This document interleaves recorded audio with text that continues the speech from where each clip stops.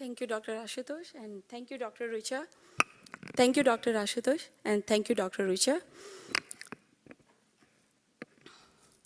I'm going to talk about Aushad, the plants or the herbs.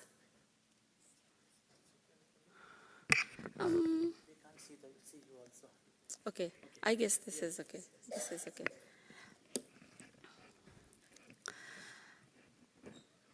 When we say Ayurveda, it refers to science of life. Ayurveda, Ayu, Vigyan, science of life. But in a limited sense of way, the most authoritative text of Ayurveda, Charak Samhita, says it is Trisutra Gyan, Hetu Ling Aushadha Gyanam. So Hetu, causative factor for the diseases, Ling, clinical sign and symptoms, and Aushad, Ayurvedic Aushad. They are important part whenever we talk about Ayurveda. And I was in a place of advantage being the convener of the conference that I saw there were no papers about Ayurvedic herbs. And although I specialize in women's health and practicing in America, it is like a general practice. I have to know everything about Ayurveda. And being an advocate of Ayurveda, I thought the conference on Ayurveda would never be complete if we do not talk about Ayurvedic herbs and bring the importance. So this topic is deliberate. This topic is a conscious choice. I'm going to talk about conserving Ayurveda's medicinal resources. This is not an infinite resource, limited, and we have to use this consciously. Are we aware of this or not? So I'm going to talk about threats, substitutions, and sustainable utilization. With special reference to Dashmul. You will learn further in my talk, Dashmul, as it refers 10 roots. And it is one of my favorite formulations that I use in my practice for women's health. Postpartum depression is not a rising problem, but it is one of the most wide and a problem that we see in common practice. A lady who becomes a new mom, the mother when gives birth, if not taken care of. Although it's a physiological process, but the transformation at the body level, at the mind level, and in this world that she experiences and undergoes are enormous, and it affects. The Ayurveda have a plan to help on that we call Sutika Paricharya, or postpartum care. Like we take care of our body with Dincharya, the same way Ayurveda has a plan for all new moms that we call postpartum care, or 40-day care, or a planned care. Dashmul is an integral part of that care, or Sutika Paricharya. So I have used this Dashmul also consciously for that. So talking about Ayurveda, it is ancient, cultural and intellectual heritage of India, and if we look up at the text, traces its origin to the gods. It passed down through generations through oral way of teaching. Students used to sit and teachers used to teach. And at the time, they experienced longevity, good health, good memory, intellect. They were better than us, and it passed down through generations. Later, when the teachers observe that students are suffering from the diseases of mind and body, and they are not able to complete this knowledge in one lifetime, they started writing it. They plucked the leaves from the trees, or the bark of the trees, or the leaves, and because on that we cannot write long paragraphs, they wrote it in the form of the sutras, or the formulations. That written documentation is 10,000 years old. not Ayurveda. And what has kept Ayurveda alive since millennia? It is the efficacy, acceptance, and availability of Ayurvedic medicines. Coming from India, we are aware of the history. India has been invaded by the Mughals, and the most damage was done during the British Empire. After the report of the Lord Macaulay, the indifference toward indigenous knowledge systems, Ayurveda was one of them, Ayurveda suffered. It was not made part of the healthcare system or health policies, but Ayurveda has survived, and Ayurvedic herbs play a very important role. In common day life, if we look up what is something from Ayurveda that everybody uses, it is a spice in your kitchen. Everybody knows ginger tea or black pepper with honey or turmeric in their food. These are Ayurvedic medicine. So it has lived through that. Let us look up at the classical text. Charak Samhita, we have almost 1100 herbs described. In Shushruta Samhita, 1270, and in Vagbhat, Ashtang Sangram, we see 1150. I have all the references, and I will give the references at the end. If you look up at the medicinal plants across the history of Ayurveda, distinct Sanskrit plant names recorded across 200 classical texts are 12,000. And medicinal plant species used within Ayurvedic system are 2,000. Frequently used, or we can say intensely used, are 200 to 250. Ayurveda recommends using the whole part of the herb. We do not use extracts. We do not use active principle. How the nature has created is complete. Ayurveda uses whole, the roots or the leaves or the barks. There are various doses forms that has been described that we call Panchakashaya Kalpana. They are processed, but in that also the whole part of the plants are used.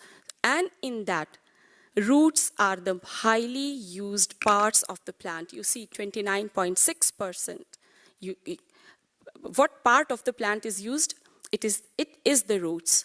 And you see, you cut the root and the plant dies. If we do not use it consciously, nothing would be left for the next generation. So one of the most important polyherbal medicines, which is root, is Dashimul. It is major ingredient in 200 Ayurvedic formulations and one of the most or the top traded Ayurvedic formulation. And look up at the lineage. It starts from Charak Samhita 4th AD to Gadanigra, the classical text of Ayurveda of the 11th or 12th century. Since that time, it is used till today. Dashimul is a combination of 10 roots.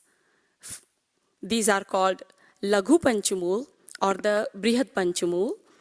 And as Laghu Panchumul, it is also used, or Brihat Panchumul, it is used, or each single herb is widely used. It is not just that the Dashimul is used.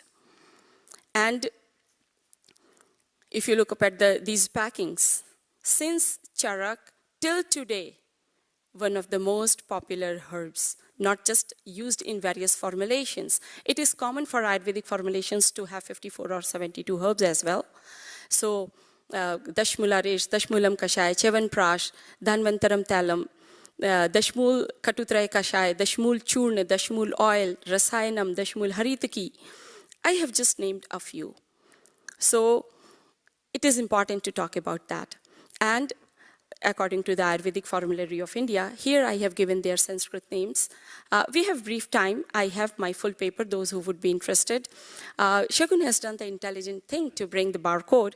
I wish I had, but you can read my paper soon on our website. It would be there. So I just want to say that what is not here, shared in limited frame of time during my presentation, would be in my paper. So this formulation is a common name in many households across India because there are no absolute indications and contraindications. It has lived through its time and has stood to its values. And indications are various, from osteoarthritis, muscle pain, to low backache, to paralysis, to general body aches, to bloating, difficulty in urination, widely used. And specifically, focusing on women health, it is used in dysmenorrhea, recurrent miscarriage, PID, backache, postpartum complications, fatigue, various uses. So why we should talk about the shmool is that there is an increasing national and global demand. As Ayurveda is spreading, its uses are spreading, and these popular formulations are suffering more. How? Destructive harvesting. Roots of mature plants have the best medicinal properties. And when you take out the roots, when the mature plants and all the herbs, all 10 of these herbs are trees. Can you imagine, just imagine the enormity of the damage that is done? Lack of conservation measures, sustainable use. It is 3 plants from the shmool group are already in the International Union for Conservation of Nature red list. So let us look up at the threat. Why we need to talk about it? Almost 10,000 million metric tons, 10,000 metric tons of plant raw drugs belonging to the shmool group is being consumed every year. Are we planting that much? What are we doing about it? And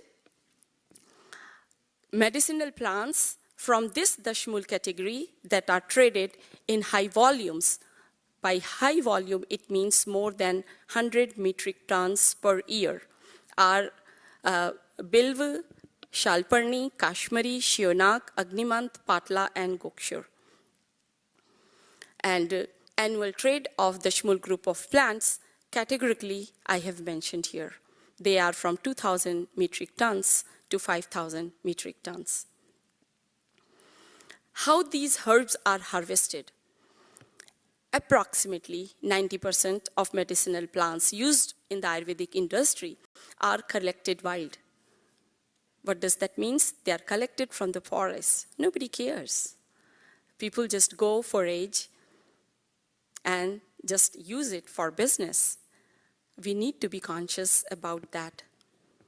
70% of plant collections involve destructive harvesting.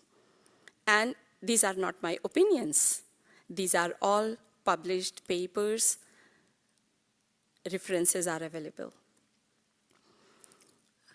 Just coming to the Ayurvedic herb harvesting, mostly it is who goes to the forest?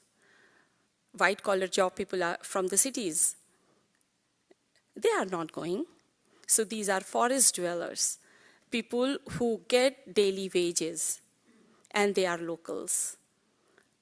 They know these plants, and they are available for this job. They are economical to have, and the practice continues. They are ignorant about the biodiversity of the plants, their habitat and ecology. How they harvest, they have never been trained on the techniques. Price paid to these gatherers are very low, so over-exploitation is also there. So it is also important for Ayurveda practitioners to look up when they use herbs if it has the certification for the fair trade. From collection to the point of consumer, during every process, wherever the money transfer happens, it should be fair trade. Destructive harvesting of plant leads to not only the destruction of that plant or that species, it also disturbs and destroys the habitat. It is affecting the genetic stock and diversity.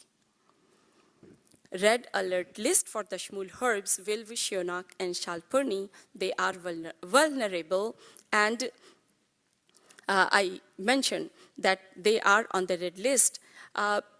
State Medicinal Plant Board of Kerala has done some work. It is not that no work is being done. Some work has been done. So I have this reference. I'm not going into the details. They are red list. Here I also want to share that in India, Ayurveda has been neglected for a very long time. It was since 2014 only that a separate department at the government of India under the name of Ayush was created and a secretary was designated. Before that, there always was one IAS officer. Those who are aware or familiar with the administrative services in India, how the government works, they would know they come from the system where Ayurveda does not get its due respect. It is always at the margin, and they never work for the benefit of Ayurveda. These things have come, and we are working in this direction since 2014 only. As recent as 2014, and we are very late. So Ayurvedic herb trade, these traders, I just showed you how it is collected for aging. But now the trade, once it is collected, how it changes hand. People who trade, these traders, are not knowledgeable about herbs. They are ignorant about the temperature, humidity, drying, storage facilities. If they get infected, the whole lot would be thrown. Or since they are ignorant and they do not know, maybe it would be dried and used. Is it safe to use? And you see how it is collected and just dried in open air. So rerouted through various raw drug markets, through various retail shops across different states, a very complex, fair trade system. So the situation is not great, and some of these herbs are already dying. In Ayurvedic classical text, if we go back, we will find they already have described substitutes that we call pratinidhi dravyas. So our sages, our teachers, have thought about this problem, and they have described also. So in case of Bilva, Agil mermelas, the flower and the part used is its roots for the shmul. But in the case, the roots are not available, they have said that as a substitute, flowers and unripe fruits can be used. For Shalparni, Prishnuparni can be used. If Prishnuparni roots are not available, whole plant can be used. It is important to note that some properties that are in the leaves may not be in the roots. But if it is not available, the text says that. And where the reference for this substitution is also there. So it has come into Nighantu. Nighantus are Ayurvedic, you can say, formularies. So they have already described. But what is important to note that also is becoming problematic. Even those are not available. We are using a plant as substitute. There are depleting resources. And how we are managing this, the conservation and sustainable utilization, I will not go on that detail. And that is very few also. So coming to the conclusion, medicinal plant harvesting is accelerating as the popularity of Ayurveda is growing. But the conservation is not keeping pace with that. The path forward requires all stakeholders, researchers, farmers, policymakers, consumers to recognize this. And this heritage can be continued for the future generation only if we start acting now. Thank you so much. How